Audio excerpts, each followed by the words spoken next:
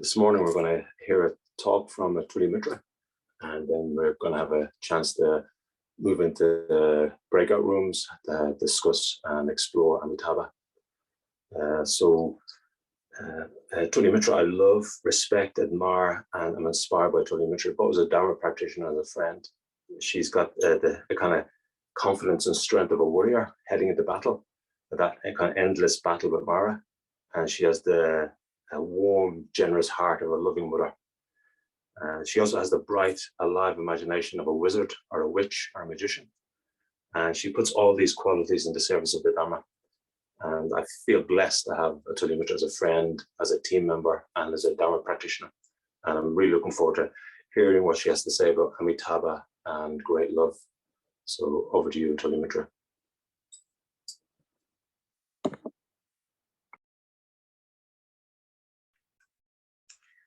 Wow, thank you, Pavra. Not to be thrown around by the worldly winds. Eh? I'm just going to change the view. Hold on. That's better. I can see you all now. So, Buddha Amitabha. It's really interesting.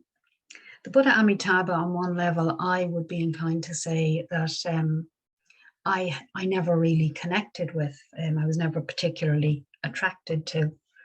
And yet when I started to reflect on this, what I began to realize was I'd come up with that view based on something that had happened a number of years ago on a retreat in Cavan. And Amitabha was actually the theme of, he was the Buddha that was the I don't think it was the actual theme. I think the theme was Metabhavna, but he was the Buddha that we had on the shrine. And we were trying to imaginatively connect with him. And I was trying so hard. I was, oh Lord, talk about gritted teeth, clenched jaws, as I sat there day in, day out. It was the winter retreat.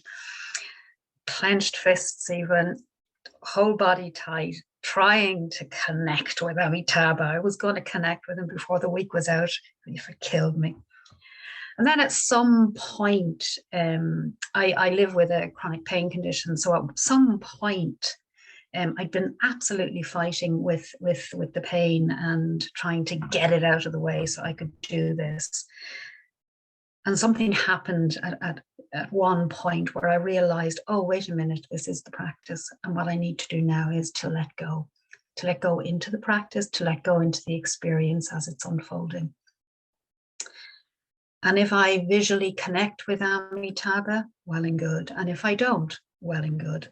It's going to be whatever the practice is. And at that point, what happened for the rest of the retreat was I moved into some quite deep meditative states, and something opened up for me in a way that I really wouldn't have had language for it. So that was my connection with Amitabha. But funnily enough, I still say that I don't have a deep connection with him, even though my visualization practice is Green Tara, and she is actually part of the same family as Amitabha. And in fact, Amitabha is often described as sitting in her top knot. So he's always there, even though I pretend he isn't in some ways. So who is Amitabha? You'll hear me talking about Amitabha like I do with all the Buddhas and Bodhisattvas, as if it's someone who I know either very well or not so well.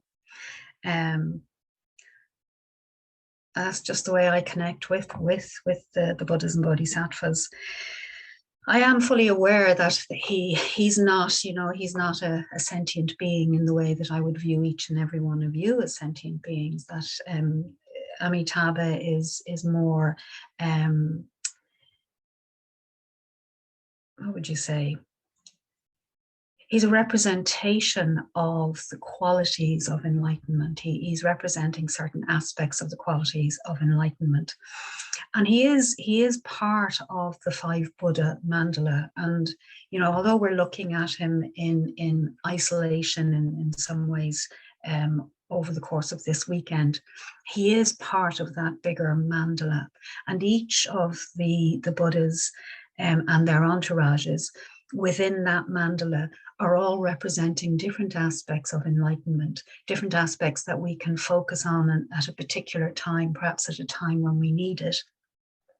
Or we may find it's our initial way in, it's a particular Buddha or Bodhisattva and their qualities that we're attracted to initially. So Amitabha is the Buddha of the West, the Buddha of the setting sun. He's often described as the Red Buddha. I'm looking at the beautiful image of the Red Buddha sitting on Pavra's shrine there. Interestingly, in the Chinese tradition, he's often actually golden color, not red. And I've heard some interesting theories about that. Generally, the Tibetan tradition would associate him with the red color, as do we now.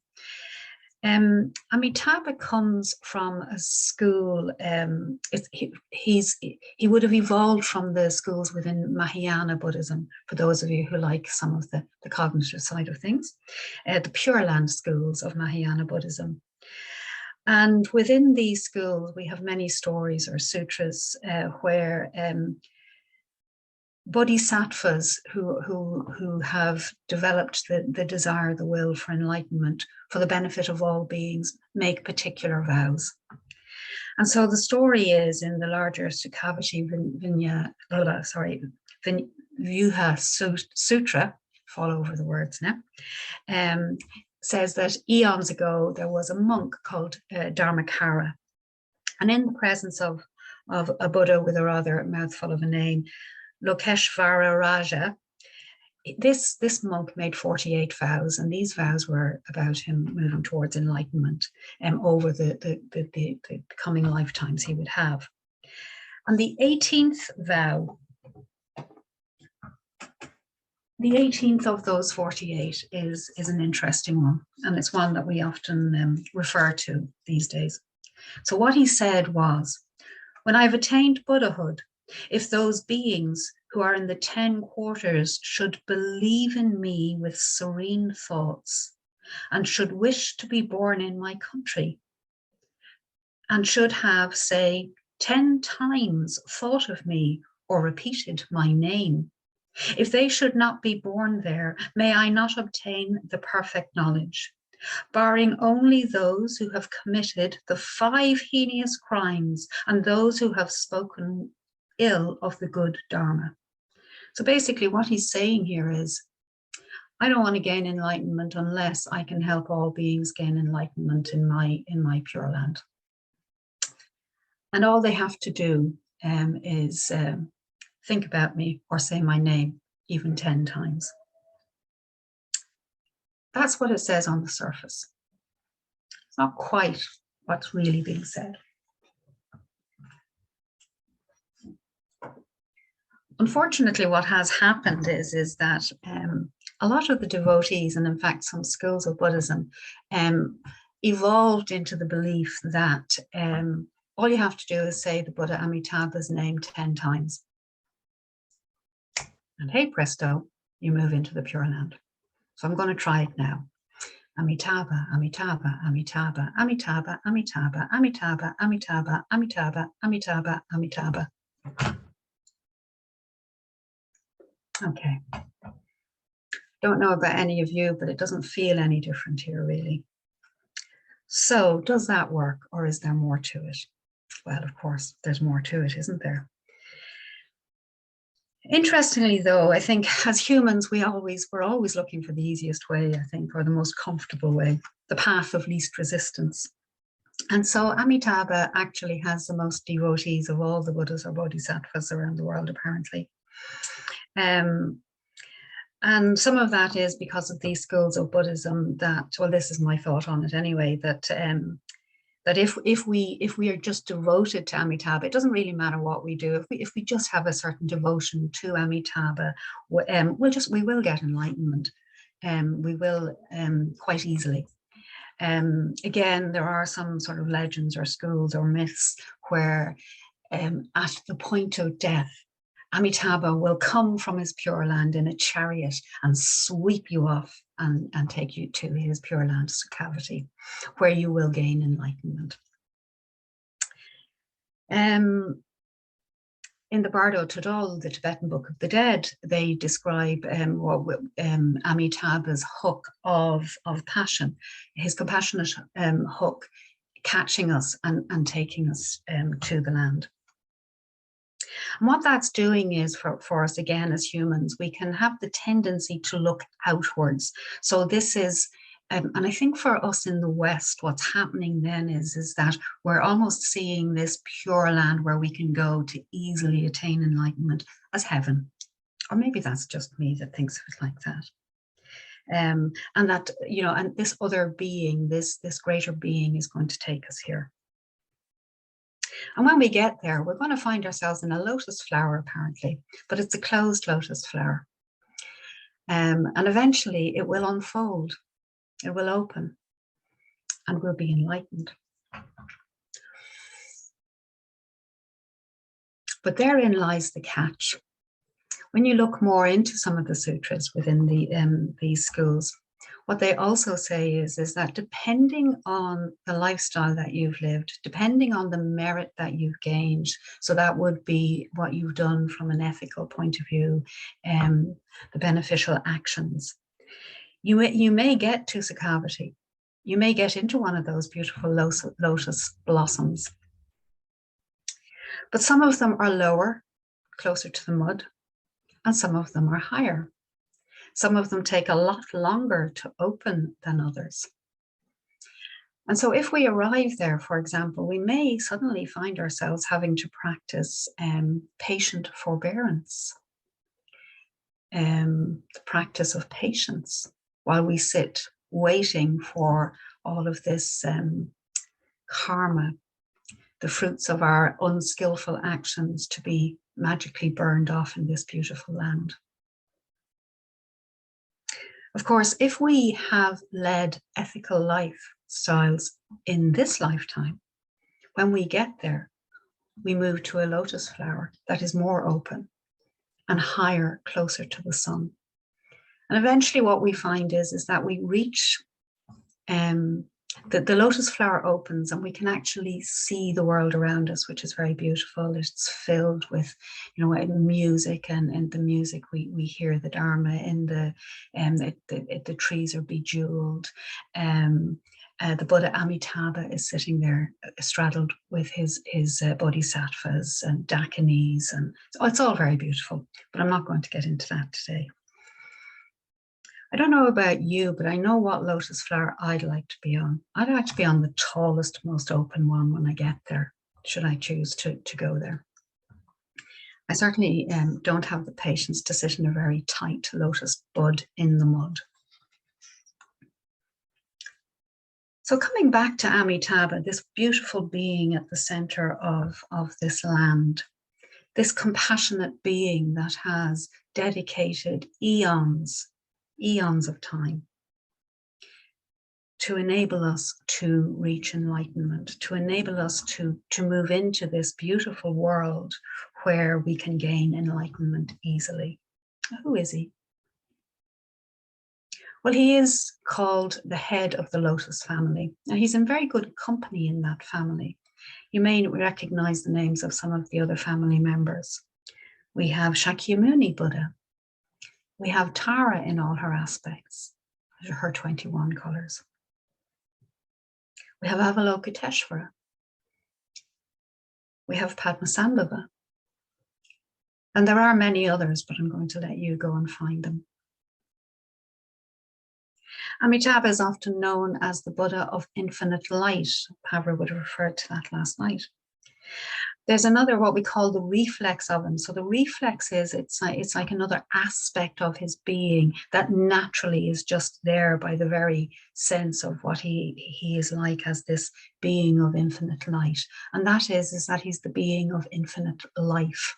And the being of infinite life, Amitayus, is, he's often depicted as holding a bowl filled with Amrita, which is the nectar of immortality. So it's enabling us to have long life so that we can practice so that we can move to one of those more open lotus flowers. He's also known as the Buddha of meditation. He sits in meditative pose, as Pavra mentioned last night. I see people writing. Okay. His hands are in the mudra of meditation. I'm going to come back to his hands later. As with all the Buddhas in the mandala, we have various aspects that we look at. So one of them is the poison or the kleshas that are associated with each of them. And the Buddha Amitabha, the klesha or the poison that's associated with him is raga or passion. And this passion is it's the attachment, it's to an object of desire. So it's where we're attached to it, we're craving it. There's a stickiness to it. There's a contraction in the body and the mind and the heart. And that's why we call it a poison, because it, when we tune into it, when we're present with it as an experience in the body and the mind, we notice how the body's contracted around it. Even though on the surface we imagine whatever we're craving is going to answer all our prayers and our dreams. And that might be a person, it might be a favorite meal, it might be, I don't know, a new paycheck, a new job. It can be absolutely anything. It might be the next book you're craving. And what Amitabha does is he transmutes this to discriminating wisdom. And discriminating wisdom is quite an interesting wisdom, because what it's doing is that it's enabling us to see the positive qualities, the beautiful, unique qualities within this being, this object, be it a person, be it a food, be it whatever. There's uniqueness there. There's distinctive characteristics and qualities there. But he's also helping us see it from the perspective of non-duality. So it's not either or. Somewhere the sense or the idea of self and other begins to break down, and Amitabha enables that. And I was reflecting on that. Discriminating wisdom was one that I floundered with initially when I tried to think about it. And as I was reflecting on it, it has come to mind that perhaps when we practice rejoicing in merit, what we're doing is that we're moving toward discriminating wisdom. So what we're doing is that we're acknowledging that this human being with us has certain qualities that we see. We're enjoying those qualities. We're savoring them. We're attracted to them, perhaps even. But that's where it stops. So it's like when we see the beautiful flower, we don't need to pick it. We can just enjoy it and then leave it for someone else to enjoy coming behind us. That very beautiful rejoicing that Pavra did. Rejoicing in me in the way that you did, Pavra. Yes, I love you too, but it doesn't mean that we're going to run off into the sunset and live happily ever after as a couple. So it's a different type of attraction, of passion, of energy, of love and friendship. And that's what we're moving toward with the discriminating wisdom of Amitabha.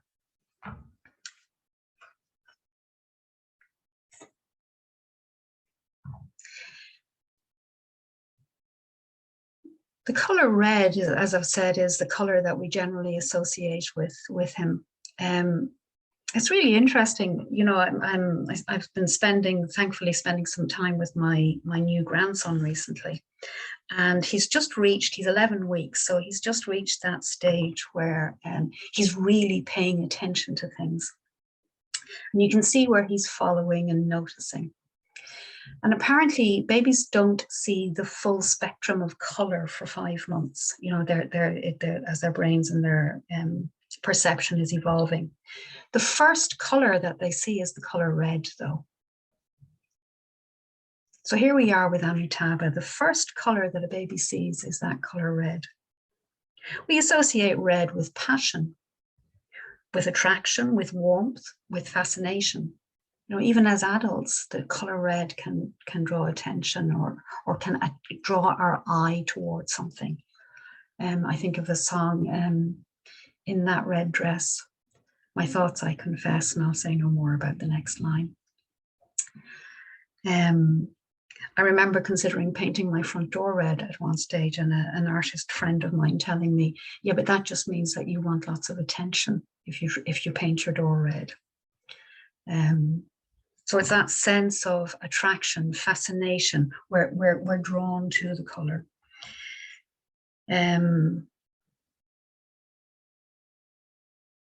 Yeah, I'll say no more about the color red, but what I would suggest is that if you sit with the color red and just perhaps notice what comes up for you when you think of the color red.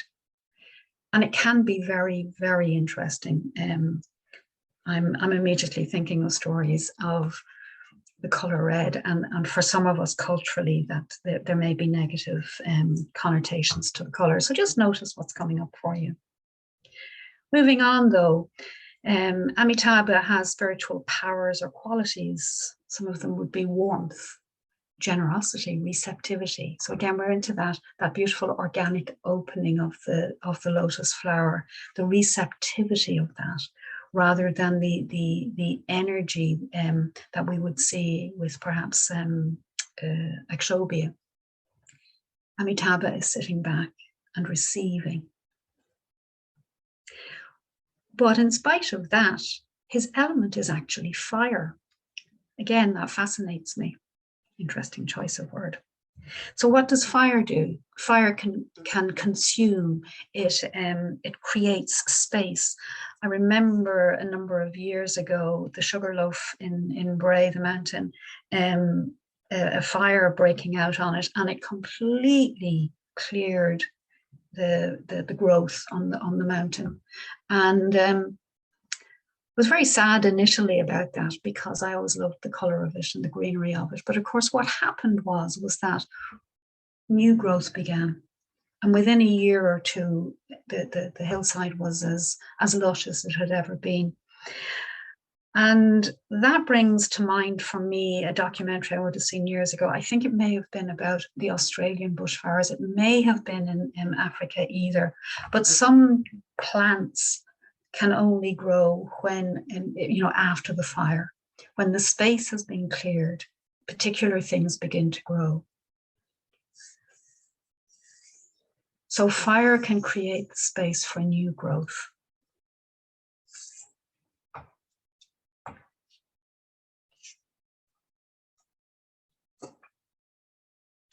Where do you see that in your life, in your spiritual life, perhaps?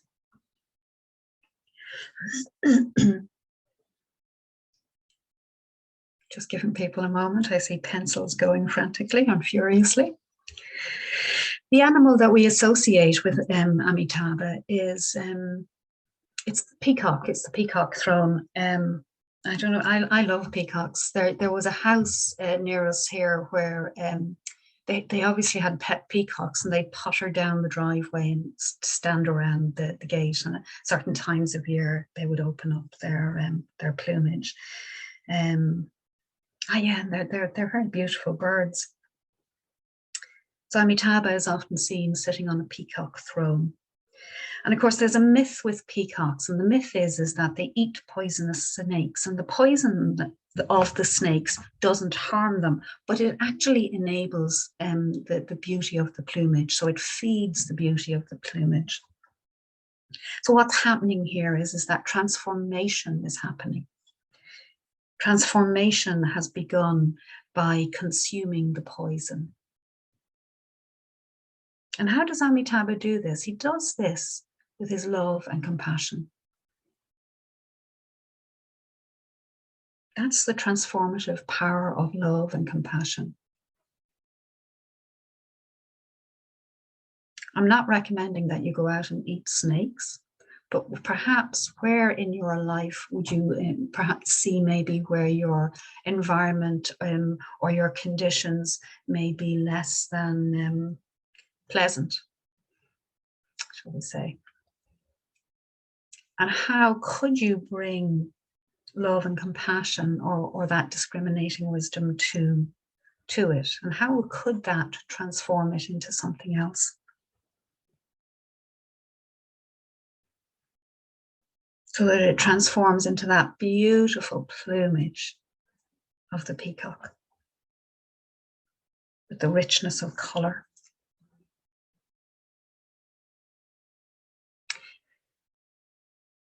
Of course, this is coming from traditions where we have the Tibetan wheel of life. And in there we have the realms. And there is one realm that's associated with Amitabha, and that is the realm of the hungry ghosts, which is the realm of frustrated craving. And I often look at the images of the hungry ghosts, and they're trying to eat and drink, and their mouths are, burning, and their big pot bellies are in pain, and they're never satisfied. It does also bring me to the film that I would have watched decades ago now, eons ago, which was Casper the Friendly Ghost. And the ghosts in that, where they would keep trying to eat and drink and everything would just fall out, but they kept trying to eat and drink. So, this constant craving, but never being satisfied. So the love, the compassion of Amitabha can dissolve this. And how does it do that? Well, how it does it for us in our mundane lives is that so many of us, I think, come to the various centers, come to Buddhism because we're dissatisfied with something in our lives, because we're craving something, something better, something new, or we're experiencing pain. And it can be the pain, perhaps, of not feeling loved or lovable, of not being accepted or feeling accepted. There's all of that in the mix usually. And the first thing we learn is meditation. And what begins to happen when we meditate? And I hear this over and over, not just from people who come to the center, but people who I teach meditation locally who don't even have a practice of Buddhism. And what they notice over time is that the craving settles. Something begins to happen and they begin to feel calmer, more tranquil, more peaceful within themselves. And they'll all have very different ways of describing it. What I notice is those of us who have come to meditation and Buddhism is that we have structure, we have language to use and describe and understand it. So the practice of meditation can enable the cessation of craving. I have a big statement for you. And I will say, Ehipasiko, come see for yourself. So try it out for yourself.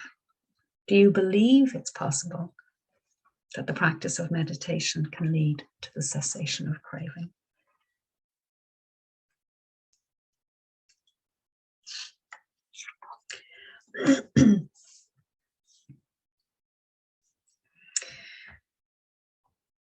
And of course, Amitabha, as with all of the Buddhas, particularly in the Pure Land traditions, what they're doing is that they are wishing enlightenment for all of us, for all beings. And they do it in different ways. There's different energies with each of the Buddhas on the mandala, the 5 Buddhas. Amitabha's is organic. It's the power of attraction again. When I was reflecting on this, I was thinking, please don't take this literally, but that in some ways, that saying, the carrot and the stick. So some of the energy of some of the other Buddhas might feel a little bit more like the stick. So you may have the Vajra-like approach, which could feel a little bit like the stick. Whereas the Padma, the lotus approach of Amitabha is more like the carrot. So we're attracted to the idea of enlightenment. We're attracted to the idea that there is a better way of living, that there is a way to alleviate greed, hatred, delusion, and the suffering associated with these, rather than that we're trying to, be driven or push away from something. So I said I wanted to come back to the mudra, to the hand posture. So I'm just going to change my view so I can see. Yeah, okay. So the mudra of Amitabha is, let me see. So the hands are placed on top of one another and the thumbs are in connection usually. Okay. Now, again, I'm doing this in a rather clumsy way on camera. So where that would be is sitting sort of close to the body, central to the body. And it always fascinates me that it's actually close to what we call the solar plexus, which is the power center of the body. So we're sitting one hand on top of the other, and we have the thumbs in contact with each other. And what I want you to notice is that the thumbs are in contact with each other, but there's also space. You can see sort of my shoulder in the bookshelf in the space. You see that? Now I'm going to put my hands down because I'm so I can actually describe that. So I just want you just to, or perhaps even to try the mudra yourselves if you can bear to put your pencils down. So what's happening here is the hands are joined, the thumbs are touching at the center of the body. So it's relaxed, usually, not when I'm sitting with it like that, but it's a relaxed posture. There's the union of opposites because right and left hand, thumbs, are connecting. There's actually an aspect of activity and receptivity in there. And what that can be leading to or pointing towards is the middle way. The middle way between action and receptivity. And I'm going to leave that for you to reflect on and discuss. The oval space is extremely important, and it's an aspect of it that we very often overlook or forget. And it is symbolizing it's embracing the space. You take a look at, there's an embracing of the space. So it's symbolic of the Buddha embracing the most precious possession, which is emptiness.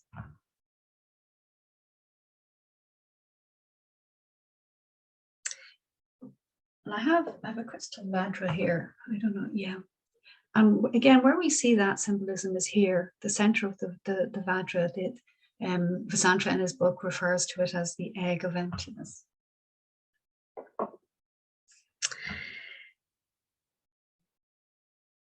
And the thing about emptiness is that we often think it just means voidness, nothingness, nah. Actually, it doesn't. It's a wee bit like the fires when they clear away this, and create space. What it happens is that there's now unlimited potential. So when there is space, in neurolinguistic programming, we used to talk about, and there was a phrase,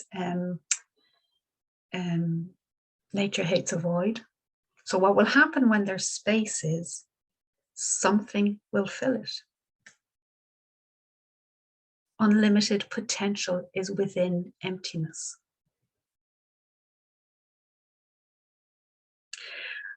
And Amitabha, as well as all of the Buddhas, what their concern for us is the creation of the conditions that will enable each and every one of us to attain enlightenment.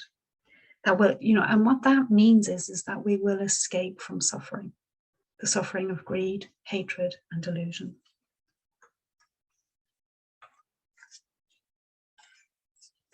How do we do it? We can do it in different ways. Through the power of meditation, meditating on infinite love and compassion. But it doesn't happen on its own, a wee bit like what I did at the start when I said Amitabha 10 times. If we just, we can sit for eons, I think, love and compassion, and then we get off the cushion and have a row with someone. We kind of missed something, haven't we? So there is something more to it. And one of the things is that we need to have an understanding of emptiness, of insubstantiality. We have to have an understanding of how our mind creates our world of experience. And back to the Dhammapada, the words of the Buddha, the very, very first verse. All things are preceded by mind, led by mind, produced by mind. Or the other way around, anyway. Mind creates. We create a world too. Amitabha created Sukhavati, this beautiful pure land where we can all attain enlightenment easily. Our world ain't so easy to achieve enlightenment. That's why we need Sukhavati. And why is that the case? Because we habitually create a very different world through our skillful and unskillful actions. Our focus on pure or impure thoughts, the way we act in the world, the way we think and the way we speak to ourselves as well as the rest of the world. Let's face it, I don't know about you, but what goes on in here is not very Pure Land-like some days. So do you think and act and speak with love and compassion? Do you view everybody from that discriminating wisdom aspect, where you see the uniqueness and the qualities within each and every being that you meet or think about? What would happen if you did? What would the world be like if we could all do that? I think we'd all be creating our own Buddha lands.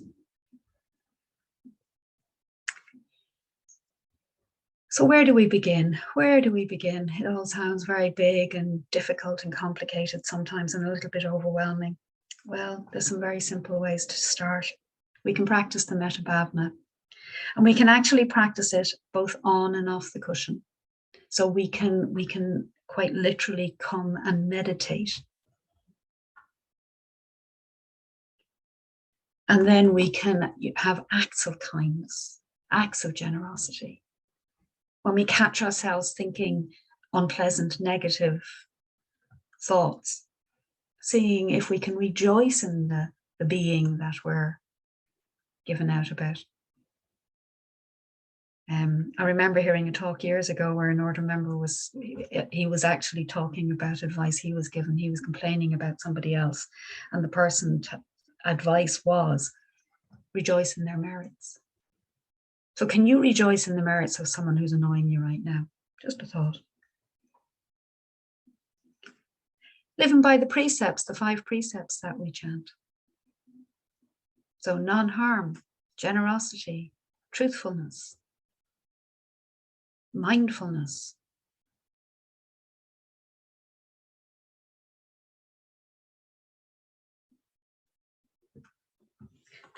Not clouding our minds.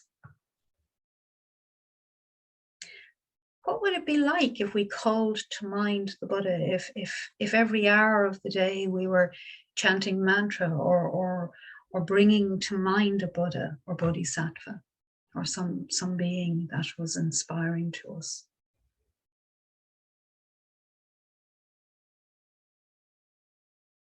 Would that be even practical?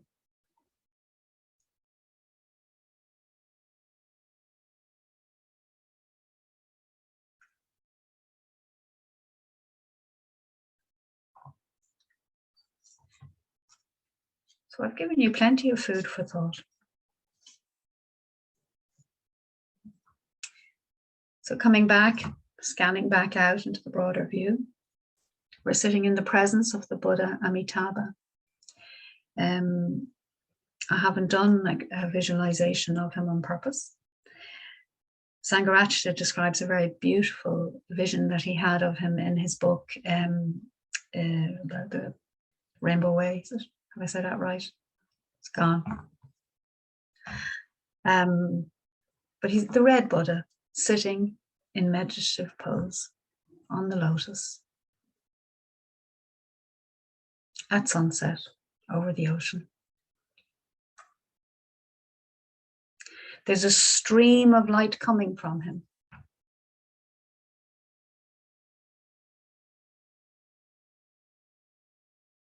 The light of love and compassion. And we have so much to learn from him if he's holding the bowl with Amrita in it, if he's in the posture of the mudra of meditation, if he's holding the red lotus. It's all symbolic.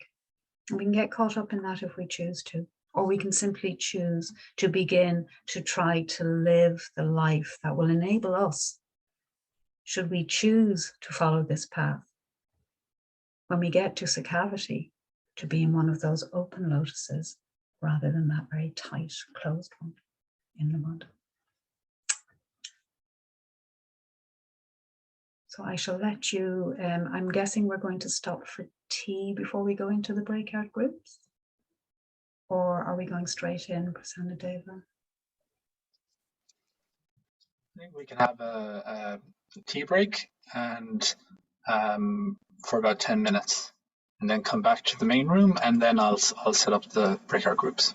Okay. So enjoy your tea and see if you can visualize the Buddha in the tea. Thanks for the talk, Atulyamitra. You're very welcome. Tom, was it? Yes. Yeah. Yeah, that was great. Atulyamitra, thanks a million. Thanks. Magic. Beth. Yeah.